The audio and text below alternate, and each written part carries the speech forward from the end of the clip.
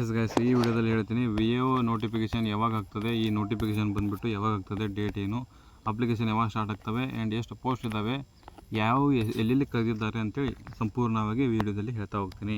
So ಮೊದಲ ಬಾರಿಗೆ video ನೋಡ್ತದೆ like ಮಾಡಿ, ಸಬ್ಸ್ಕ್ರೈಬ್ ಮಾಡಿ, ಶೇರ್ ಮಾಡಿ. ಓಕೆ, ಸಂಬಂಧಿಸಿದಂತೆ ಕಂದಾಯ ಇಲಾಖೆಯಲ್ಲಿ ಖಾಲಿ ಇರುವಂಥ 572 ಗ್ರಾಮ ಆಡಳಿತಾಧಿಕಾರಿ ಹುದ್ದೆಗಳಿಗೆ ನೇರ ನೇಮಕಾತಿ ಮೂಲಕ ಭರ್ತಿ ಮಾಡ್ಕೋತೀವಿ. ಆರ್ಥಿಕ ಇಲಾಖೆ ಪತ್ರದಲ್ಲಿ ಸಹಮತಿ ನೀಡಿದೆ. ಉಲ್ಲೇಖ 1ರಲ್ಲಿ ಈ ಪೈಕಿ ಜಿಲ್ಲಾವಾರು ಭರ್ತಿ ಮಾಡಬೇಕಾದ ಹುದ್ದೆಗಳ ಸಂಖ್ಯೆ ಕೆಳಗಂತೆ ಕೊಟ್ಟಿದ್ದಾರೆ. ಹಾಗಾಗಿ ನೋಡ್ತಾ ಹೋಗೋಣ ಗೈಸ್ ಏನೇನಿದೆ ಅಂತೇಳಿ, ಎಲ್ಲೆಲ್ಲಿ ಎಷ್ಟೆಷ್ಟು ಹುದ್ದೆಗಳು ಇವಾಗ ಹಂಚಿಕೆ ಮಾಡಿದ್ದಾರೆ. ಈಗ ನೆಕ್ಸ್ಟ್ ನೋಟಿಫಿಕೇಷನ್ ಯಾವಾಗ ಅಂತೇಳಿ ಎಲ್ಲವನ್ನು ಮಾತಾಡ್ತಾ ಹೋಗೋಣ. ನೋಡ್ಬೋದು, ಬೆಂಗಳೂರು ನಗರದಲ್ಲಿ ಖಾಲಿ ಇರುವಂಥ ಹುದ್ದೆಗಳು, ಮಂಜೂರಾದಂಥ ಹುದ್ದೆಗಳು 252, ಬಟ್ ಇವು ಲೆಕ್ಕಕ್ಕೆ ಬರಲ್ಲ. ಮಂಜೂರಾದಂಥ ಹುದ್ದೆಗಳಲ್ಲಿ ಖಾಲಿ ಇರುವಂಥ ಹುದ್ದೆಗಳು ಎಷ್ಟು? 32. ಇದರಲ್ಲಿ ಮತ್ತೆ ಪ್ರಸ್ತುತ ನೇಮಕಾತಿಗಾಗಿ ಪರಿಗಣಿಸುತ್ತಿರುವಂಥ ಹುದ್ದೆಗಳ ಸಂಖ್ಯೆ ಎಷ್ಟು? ಅದು ಇಂಪಾರ್ಟೆಂಟ್ ಆಗ್ತದೆ. ಇದು ಯಾವುದಂದರೆ 20. ಬೆಂಗಳೂರು ಗ್ರಾಮಾಂತರದಲ್ಲಿ 29 ಇದ್ದಾವೆ, ಚಿತ್ರದುರ್ಗದಲ್ಲಿ 15 ಇದ್ದಾವೆ, ಚಿಕ್ಕಬಳ್ಳಾಪುರದಲ್ಲಿ 21, ತುಮಕೂರಲ್ಲಿ 50 ಇದ್ದಾವೆ. ಓಕೆ,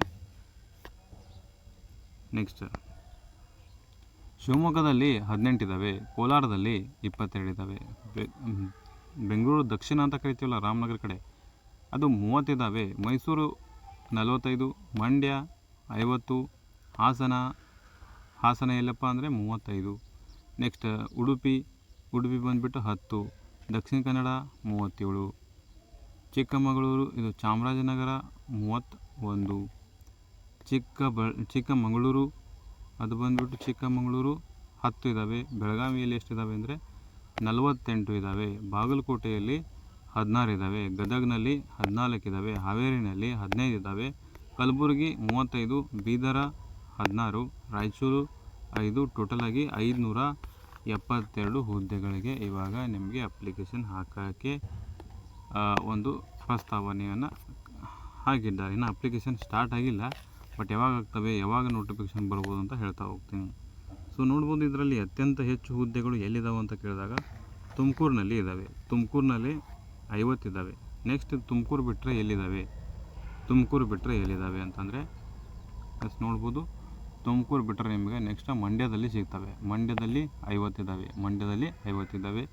ನೆಕ್ಸ್ಟ್ ಅದು ಬಿಟ್ಟರಪ್ಪ ಅಂತಂದರೆ ಬೆಳಗಾವಿಯಲ್ಲಿ 48 ಇದ್ದಾವೆ. ಓಕೆ, ಇವು ನೆನಪಿರಲಿ ನಿಮಗೆ. ನೀವು ಅಪ್ಲಿಕೇಶನ್ ಹಾಕುವಂಥ ಸಂದರ್ಭದಲ್ಲಿ ನಿಮ್ಮ ಕ್ಯಾಟಗರಿ ವೈಸ್ ನಿಮ್ಮ ಮೀಸಲಾತಿ ಅನುಗುಣವಾಗಿ ಅಪ್ಲಿಕೇಶನ್ ಹಾಕಬೇಕು. ಎಷ್ಟೆಷ್ಟು ಎಲ್ಲೆಲ್ಲಿ ಹುದ್ದೆ ಇದ್ದಾವೆ, ನಿಮಗೆ ಎಷ್ಟು ಹುದ್ದೆಗಳು ಬರ್ತವೆ ಎಲ್ಲ ನೋಡಿಕೊಂಡು ಕೃಷಿಯಿಂದ ಅಪ್ಲಿಕೇಶನ್ ಹಾಕಿರಿ. ಓಕೆ, ಈಗ ನೆಕ್ಸ್ಟ್ ಹೇಳ್ತೀನಿ ಅಪ್ಲಿಕೇಶನ್ VAO ಯಾವಾಗ ಆಗ್ತದೆ ಅಂತಂದರೆ, VAO ನೋಡಿ ಗೈಸ್, ಇವಾಗ ಇದೊಂದು 400 ರೋಸ್ಟರ್ ಎಲ್ಲ ಕಂಪ್ಲೀಟ್ ಆಗಿದೆ. ಬಟ್ VAದು ರೋಸ್ಟರ್ ಕಂಪ್ಲೀಟ್ ಆಗೋದಿದೆ. VA ರೋಸ್ಟರ್ ಕಂಪ್ಲೀಟ್ ಆಯ್ತಪ್ಪ ಅಂತಾರೆ ತಕ್ಷಣ ನಿಮಗೆ ನೋಟಿಫಿಕೇಶನ್ ಮಾಡೋಕ್ಕೆ ಸಿಗ್ತಾರೆ. ಹಾಗಿದ್ರೆ ಯಾವಾಗ ಮುಗಿತದೆ ಎಲ್ಲ ನೋಟಿಫಿಕೇಶನ್ ಸ್ಟಾರ್ಟ್ ಯಾವಾಗ ಆಗ್ತದೆ ಅಂತ ಕೇಳಿದಾಗ ಸೆಪ್ಟೆಂಬರ್ನಲ್ಲಿ ನಿಮ್ಮದು ಒಂದು ನೋಟಿಫಿಕೇಶನ್ VAO ನೋಟಿಫಿಕೇಶನ್ ಬರುತ್ತೆ ಅಂತಲೇ ಹೇಳ್ಬೋದು. ಓಕೆ, VAO ಸೆಪ್ಟೆಂಬರ್ನಲ್ಲಿ ಬರ್ತದೆ. ಹಾಗಿದ್ರೆ ನಿಮಗೆ ಟೈಮ್ ತುಂಬ ಸಿಗೋಲ್ಲ. ನೋಟಿಫಿಕೇಶನ್ ಆದ ತಕ್ಷಣ 1 ತಿಂಗಳಲ್ಲಿ ಎಕ್ಸಾಮ್ ನಡೆಸ್ಬೋದು. ಹಾಗಾಗಿ ಇವಾಗ ನಿಮ್ಮದು ಗ್ರಿಪ್ ಮಾಡ್ಕೋಬೇಕು ಏನಂತಂದರೆ ಪೇಪರ್ 1 ಅಂತಂದರೆ ನಿಮ್ಮದು ಇದೆಯಲ್ಲ ಕಂಪ್ಯೂಟ್ರ, ನೆಕ್ಸ್ಟ್ ಕಂಪ್ಯೂಟ್ರ, ಆಮೇಲೆ ಕನ್ನಡ, ಆಮೇಲೆ ಇಂಗ್ಲೀಷ್, ಇವು 3 ಫುಲ್ ಸ್ಟ್ರಾಂಗ್ ಆದರೆ ಇದಕ್ಕೆ 100 ಮಾರ್ಕ್ಸ್ ಸಿಕ್ಬಿಡ್ತವೆ ನಿಮಗೆ. ಟೋಟಲಾಗಿ 200 ಮಾರ್ಕ್ಸ್ ಇರ್ತವೆ. 200 ಮಾರ್ಕ್ಸ್ ಒಂದು GKಗೆ, ಇನ್ನೊಂದು ಪೇಪರ್ 1, ಪೇಪರ್ 2, ಇದು 100 ಅರ್ಥ ಆಯ್ತಾ? ಸೊ ಈಗಿನಿಂದಲೇ ಪ್ರಿಪ್ರೇಷನ್ನ ಸ್ಟಾರ್ಟ್ ಮಾಡಿ.